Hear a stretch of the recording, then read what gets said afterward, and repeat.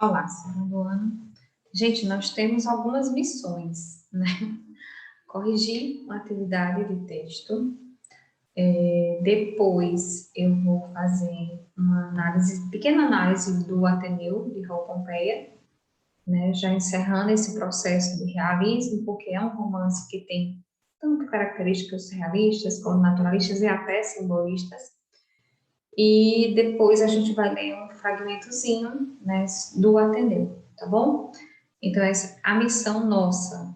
Vamos lá, né? Vamos lá começar, que o negócio é sério, né? Para começar, eu estou aqui com a atividade de vocês da aula passada, tá bom?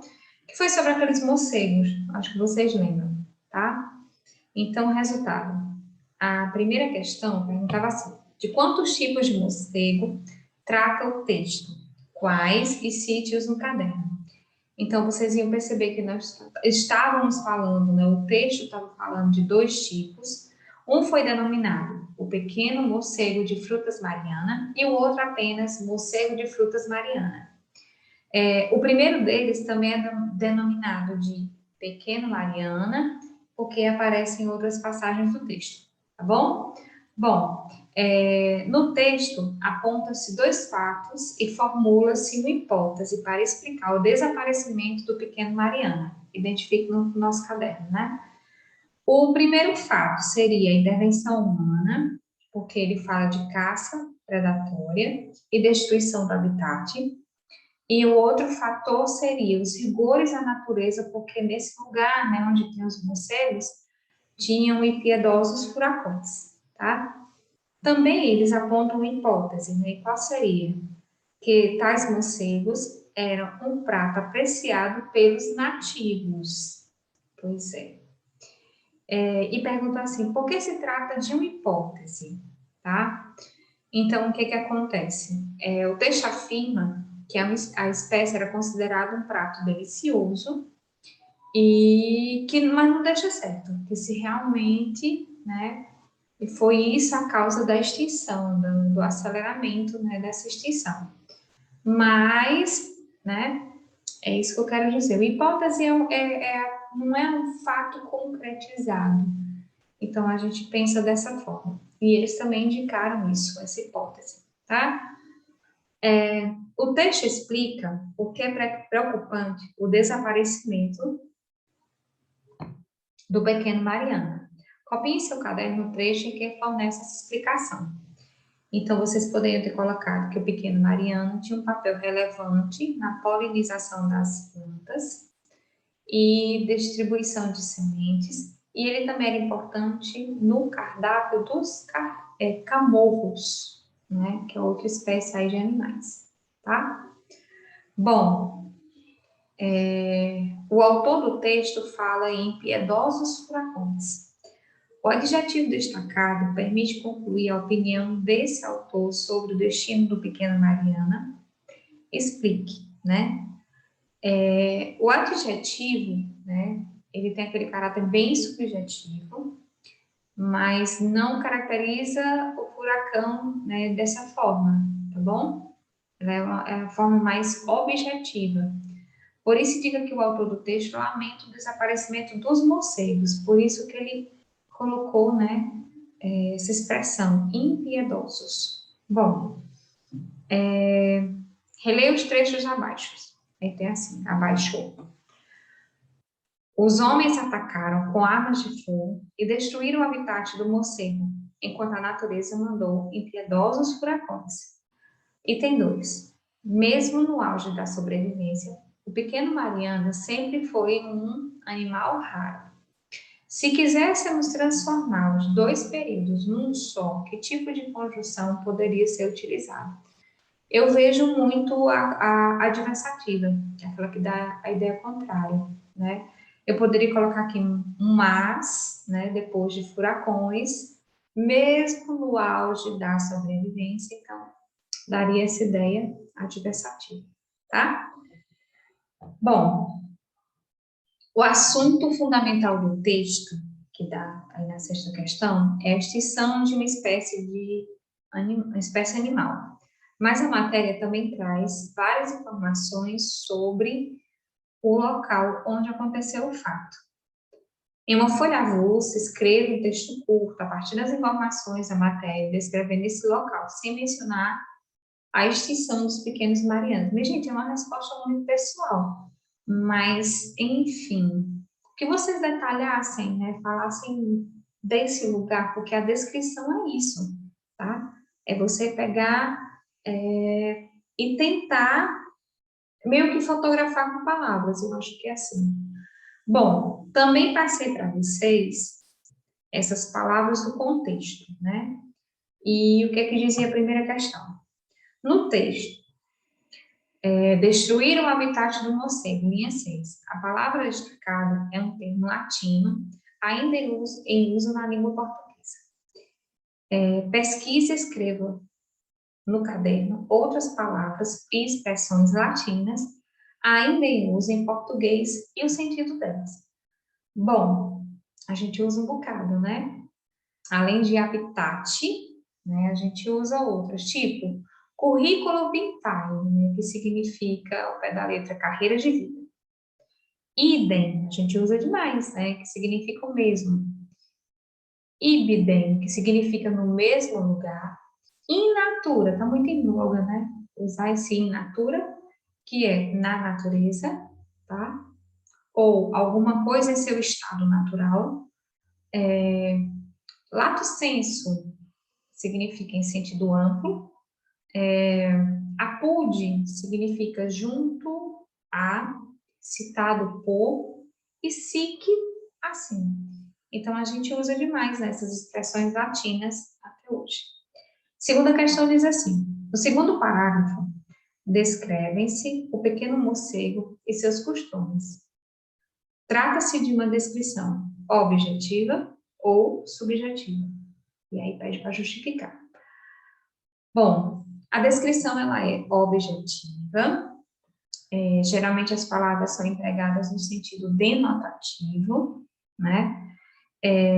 Aparece sim a expressão morceguinho, né? Mas como bons diminutivos, eles representam essa coisa mais de afetividade, de carinho, por isso que chamam morceguinho, mas no geral ele é bem objetivo, tá? Bom, terceiro, logo abaixo do título do texto, o morcego é chamado de pequeno morcego ou morceguinho. Na sua opinião, há uma diferença de sentido entre as duas expressões? Gente, o sufixo inho, né, indicando tamanho, assim como eu acabei de falar para vocês, né, exprime esse afeto, carinho, tá bom? E às vezes até ironia, mas não é o caso, tá? O que é que nós temos mais? Bom, só restou o parente mais próximo que ainda sobrevoa as matas voando. Qual a diferença entre voar e sobrevoar? Em seu caderno, dê exemplos de mais 3 pares de palavras em que o termo derivado apresenta o prefixo sobre. Bom, gente, o verbo sobrevoar significa deslocar-se, voando ou pairar por cima de alguém, né? E voar significa deslocar-se velozmente pelo ar. Então, essa é a diferença, tá? O sobrevoar, ficar parado, e o voar, ter mais velocidade, né? E de um lado para o outro. Eu acho que é assim. Bom, ele pede alguns pares de palavras derivadas que usam sobre. O que é que a gente tem, né? Aviso e sobreaviso, coxa, sobrecoxa, carregar, sobrecarregar, pôr, sobrepor, taxa, sobre a taxa, vivente, sobrevivente, casaca, sobre casaca, e a gente usa muito sobre, né? Bom, dessa parte aqui, por mim, estamos vencidos, né? Ou vencemos. Mas aí, tem mais algumas coisas que eu queria para a aula de hoje, né? Como eu disse para vocês, eu tinha que cumprir algumas missões ainda do realismo, tá? E aí, Deixa eu voltar aqui para esse outro. Pronto, tá? Esse romance, ele é muito importante, né? É o romance do Raul Pompeia. Ele é de cunho memorialista. Tia Milena, como assim? O Raul Pompeia, ele passou por um colégio. O nome desse colégio é Colégio Abílio. E ele passou certas situações que deu a ele essa vontade, né, de escrever sobre isso. Só que ele não muda, aliás, ele muda o nome, não coloca o mesmo nome. Então, por isso que a gente diz, né, o quanto é importante esse romance para a literatura, tá bom? Porque é uma crônica de saudade. E outra coisa, ele é narrado em primeira pessoa, tá bom? Por isso que todos os romances, os contos, eles, quando eles são narrados em primeira pessoa, é como se eles tivessem um maior poder, né, de envolver o leitor. Isso acontece aqui no Ateneu de Raul Pompeia, tá? Como eu já tinha dito anteriormente, ele oscila entre o realismo, é uma obra realista, porque vai trazer situações, né, não idealizadas, situações que são ligadas à verdade, né, ao real, tá? Tem coisas naturalistas, como a gente vai ver daqui a uns dias, as características do naturalismo são cenas mais fortes, né, tratar de patologias sociais, né, focalizar mais a coletividade, os homens, né, terem características animalescas, tá? Ou é a própria animalização do homem, e até pelo simbolismo, por essa coisa ser sugestiva, subjetiva. Então, realmente é um romance especial, tá? Eu tenho um estudo psicológico de um adolescente, então ele passa, vamos dizer, a melhor fase da vida dele, que é essa fase de descoberta dentro de um colégio interno. Já pensou? Você se isolar de todo mundo, de pai, de mãe, e ficar ali no colégio, né, sem conhecer ninguém. Pois é isso, tá?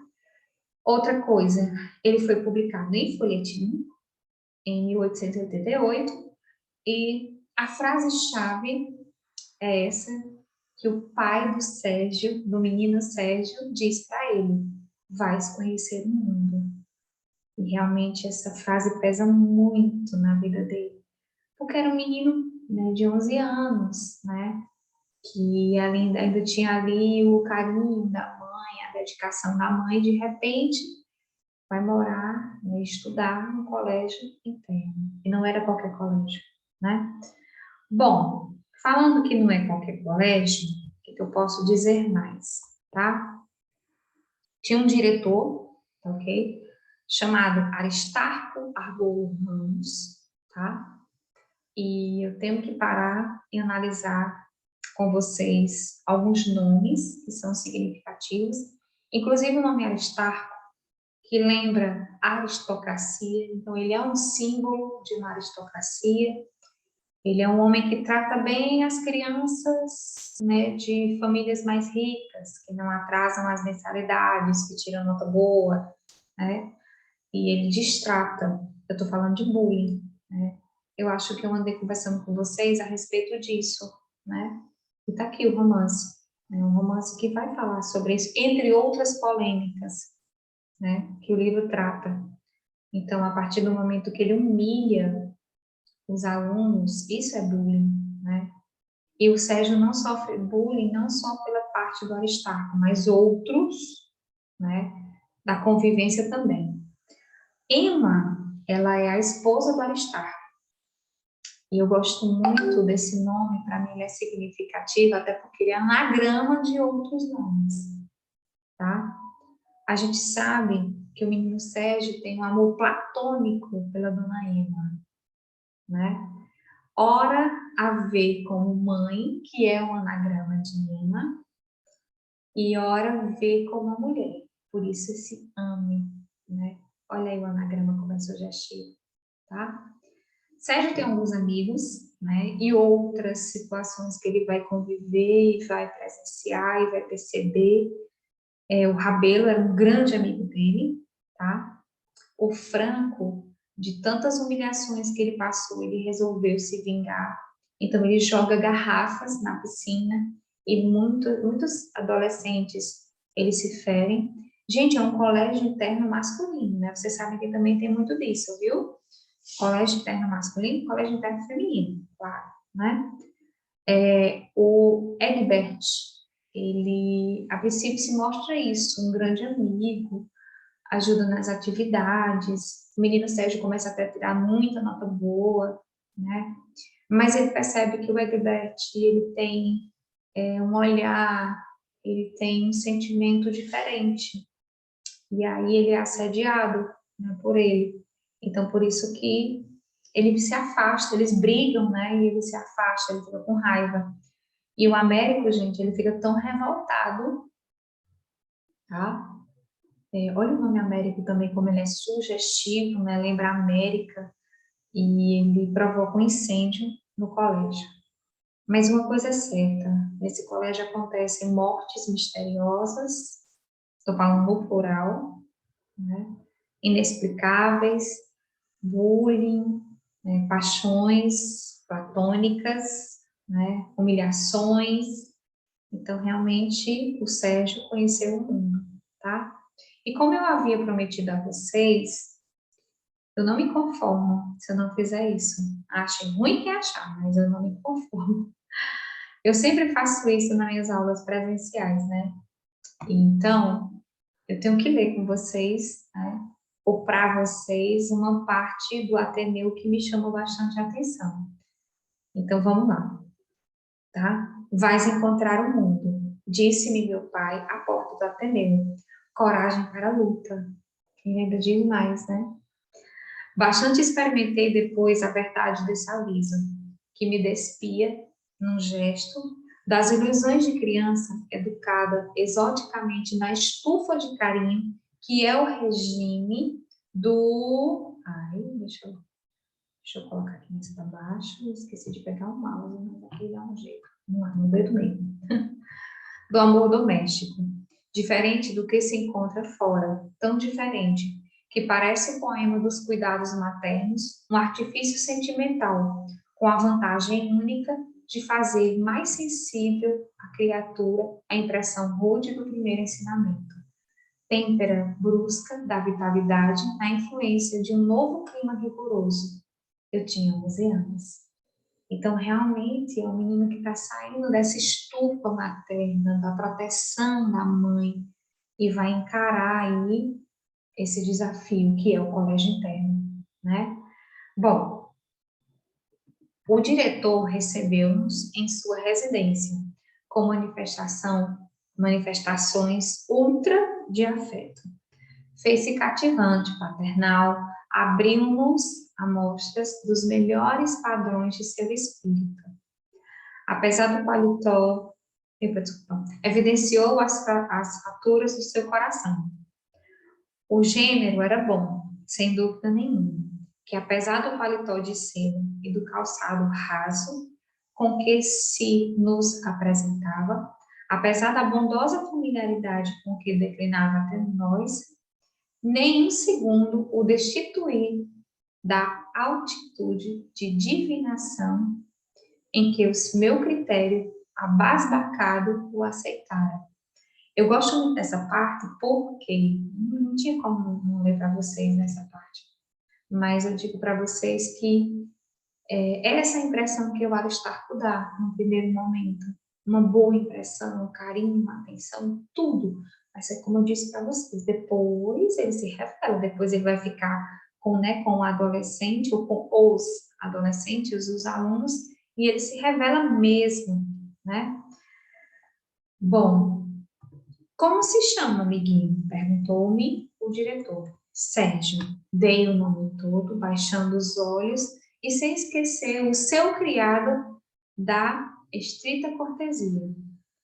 Pois, meu caro Sérgio, um amigo há de ter a bondade de ir ao cabeleireiro e deitar fora estes cachinhos. Eu tinha ainda os cabelos compridos por um capricho amoroso de minha mãe. O conselho era visivelmente salgado de censura.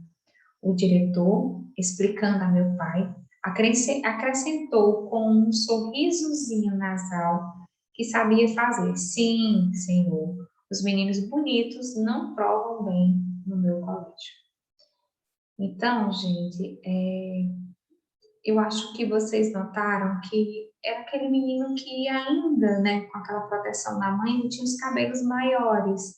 Eu vejo assim, ele bem anjo, né? Aquela coisinha, cabelinho meio encaracolado, alguma coisa assim, né? E que agora vai ter que cortar esse cabelo para ficar com aquela cara mais madura, né? Enfim, é isso que ele diz. Outra coisa que eu acho bonitinha também é que antigamente você dizia o nome todo e depois dizia seu criado. E aqui ele mostra isso, né? Que era um sinal de educação, cortesia. Você se apresentava a alguém dizendo o nome todo e depois seu criado, né? Bom, vou mais. Peço licença para defender os meninos bonitos. Objetou alguém entrando, surpreendendo-nos com esta frase, untuosamente escoado por um sorriso, chegou a senhora do diretor, Dona Emma, bela mulher, em plena prosperidade dos 30 anos de Balzac. Formas alongadas, por graciosa magreza, erigindo, porém, um tronco sobre os quadris amplos, fortes como a maternidade. Olhos negros, pupilas retintas de uma cor só, que pareciam encher o talho folgado das pálpebras, de um moreno rosa, que algumas formosuras possuem, e que seria também a cor do jambo, se jambo fosse rigorosamente o fruto proibido. Adiantava-se por movimentos oscilados, cadência, minueto, harmonioso e mole que o corpo alternava. Vestia cetim preto justo sobre as formas, reluzente como um pano molhado. E o cetim vivia com ousada transparência a vida oculta da carne, esta aparição maravilhosa. Não vou nem dizer muita coisa, mas vocês perceberam que nesse trechinho que eu acabei de ler, tem muito de naturalismo, né? Tem esse tom de sensualismo, a gente percebe o narrador em primeira pessoa, que é o Sérgio, né? Enfim, é o Sérgio Grande, né? Contando as suas memórias, por isso que a gente diz que é memorialista. E a primeira visão que ele teve da Emma, né? Então não tinha como não ser de outra forma. Tinha que colocar o porquê que ele se encantou por essa mulher, uma mulher bonita, né, nos seus 30 anos, né, um corpo cheio de formosura, como o texto diz, usando palavras do texto, né, cor de jambo. Olha as palavras como lembram muito também esse universo naturalista, né? Fruto proibido, oculta da carne, né? Então, esse erotismo, esse certo sensualismo na literatura é muito naturalismo, tá bom? Pois vamos nós. Opa, passei demais. Houve as apresentações de cerimônia e a senhora, com nadinha de excessivo desembaraço, sentou-se ao divã perto de mim. Eita, esse menino que já estava encantado por ela, hein? E ela disse, né? Quantos anos tem? Perguntou-me. 11 anos. Parece ter 6, com esses lindos cabelos. Eu não era realmente desenvolvida. A senhora colhia-me o cabelo nos dedos. Então, para completar a situação, para que a gente perceba quem realmente é o Sérgio, a gente está vendo aí que ele tem 11, né, assim, mas ele parece ter 6, né? Então, realmente, é aquele menino pequenininho, franzino, magrinho, né? Ainda tem os cabelinhos maiores, aí pronto, né? Bom, e ela diz, corte e ofereça à mamãe. Aconselhou com uma carícia. É a infância que aí fica, nos cabelos louros. Depois, os filhos nada mais têm para as mães. Ela foi forte, né? Enfim, corta o cabelo, ofereça, como eu disse para vocês, os cabelos de anjinho, né? Loirinhos, como aqueles colocam. Enfim, o poemeto de amor materno deliciou-me como uma divina música. Olhei furtivamente para a senhora. Ela conservava sobre mim as grandes pupilas negras, lúcidas, numa expressão de infinita bondade. Que boa mãe para os meninos, pensava eu. Depois, voltava para meu pai. Formulou sentidamente observações a respeito da solidão das crianças do internato. Então, realmente é assim. E ela cuida das crianças, ela não tem filhos, tá? Então, realmente, ela cuida dos meninos, dos adolescentes dessa forma. Então, gente, tem toda dessa visão, tá bom? Que ora o Sérgio a vê como mãe, ora a vê como mulher. Por isso que eu disse para vocês a história do anagrama, né?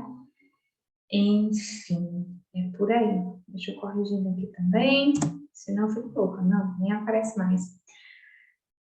Espero que vocês tenham gostado, né? É um romance curioso, muito cobrado, né, nos vestibulares. E se Deus quiser, né, pode ser que ajude vocês aí no futuro, tá bom? Beijos e até mais.